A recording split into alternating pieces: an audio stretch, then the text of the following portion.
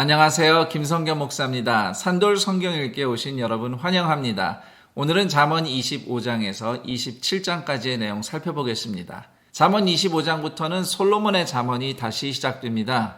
1절 보면 유다왕 히스기야 시절의 신하들이 편집했다는 기록이 나오는데요. 이로써 오늘날 우리가 알고 있는 31장까지 있는 잠언은 아무리 빨라도 히스기야 왕 시절에 완성되었다는 것을 알 수 있습니다. 2절은 이를 숨기는 것은 하나님의 영화이지만 반면 이를 살피는 것은 왕의 영화라고 말씀하고 있는데요. 세상에는 하나님의 신비가 가득하죠. 이스라엘 왕은 그런 신비를 펼쳐 풀어냄으로써 이스라엘 백성이 하나님을 잘 섬기도록 인도하는 직분이다. 이런 의미가 담겼다고 이해하면 되겠습니다. 그 다음 3절에 보면 왕의 마음을 헤아리기 어렵다 하면서 하늘에 비유하는데요.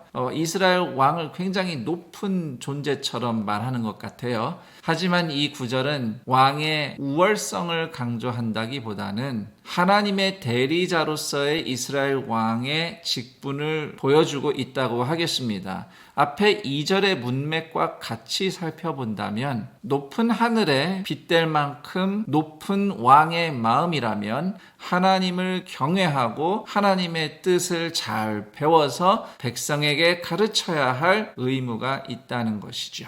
그리고 4절, 5절 보면 악한 자를 은혜 섞인 불순물에 비유하는 흥미로운 말씀이 있습니다.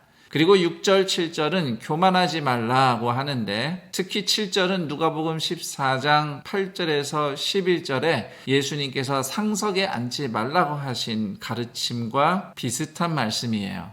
그 다음 11절, 경우에 합당한 말. 경우에 합당한 말이 무엇인가? 여러 가지로 얘기할 수 있겠지만 그 다음 12절을 보면 슬기로운 책망이라는 것을 알 수 있습니다.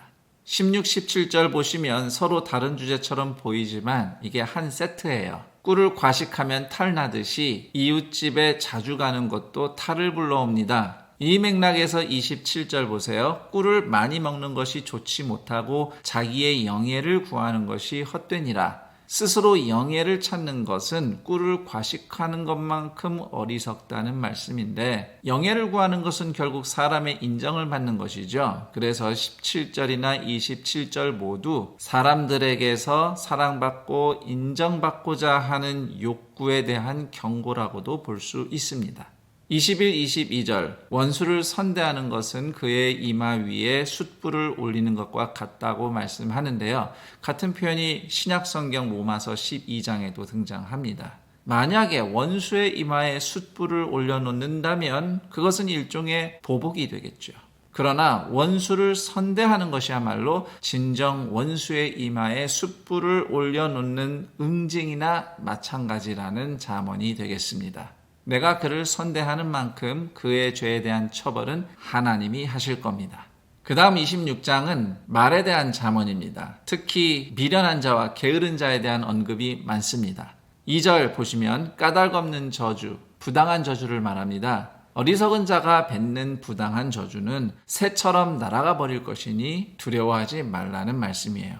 4절 미련한 자의 말에 응대하지 말라. 논쟁하다가 똑같이 된다. 이렇게 권면합니다. 그런데 5절 보면 미련한 자의 말에 가만히 있지 말고 응대하라. 대답 안 하면 미련한 자는 스스로 옳다. 내가 제일 잘 안다. 착각할 것이다. 이렇게 말해요.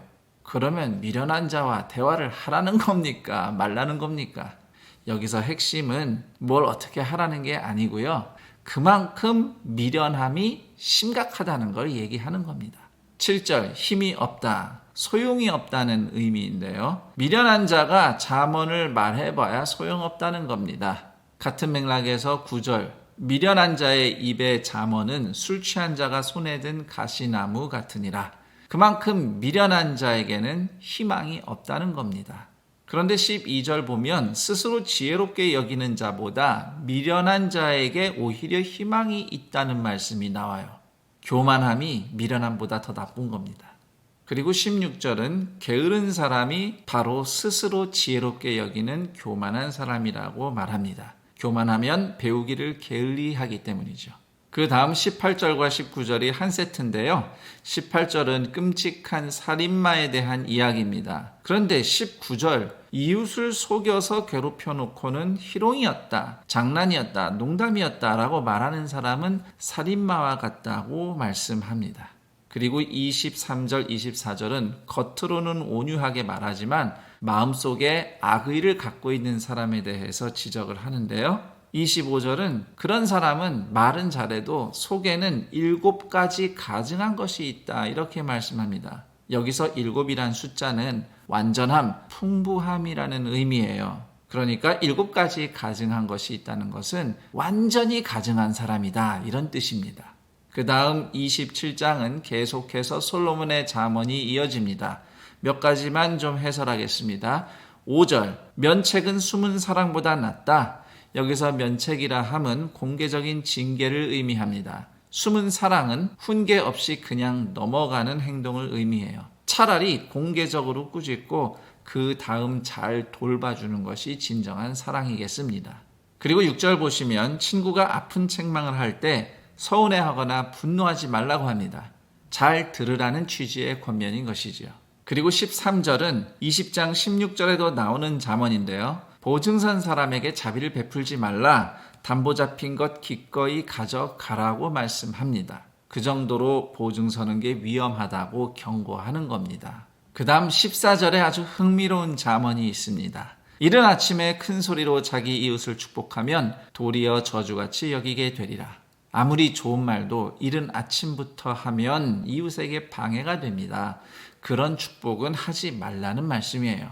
요즘식으로 하면 새벽처럼 이른 시간 또는 늦은 밤에 은혜 받았다고 문자나 SNS 보내는 것, 이것이 이른 아침에 외치는 축복이나 마찬가지인 것입니다. 그리고 15, 16절, 비 오는 날 물방울을 아무리 맞고 닦아도 소용없듯이 다투는 여자도 그러하다 하는 말씀.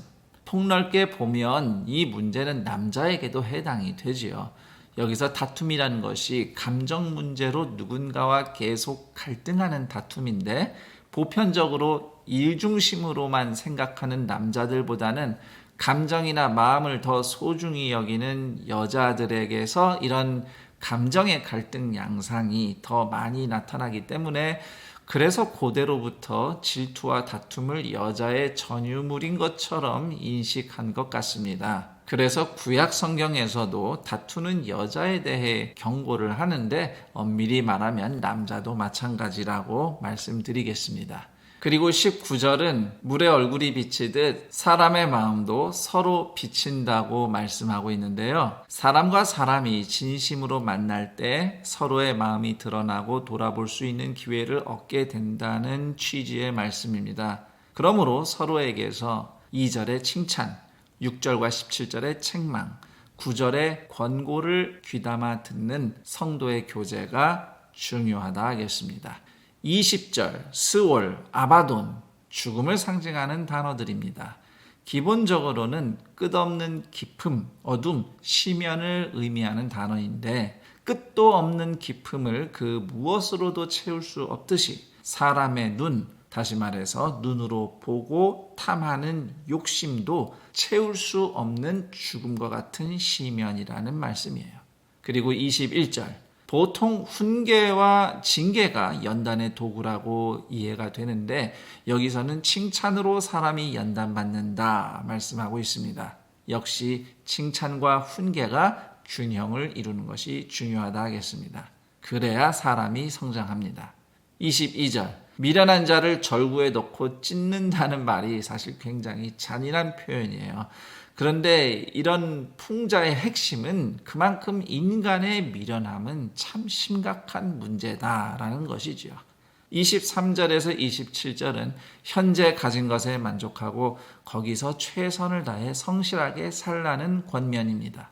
여기까지 잠언 25장에서 27장까지의 내용 살펴봤습니다. 그럼 전 여기서 인사드리고 내일 그 다음 내용과 함께 여러분 다시 찾아뵙겠습니다. 감사합니다.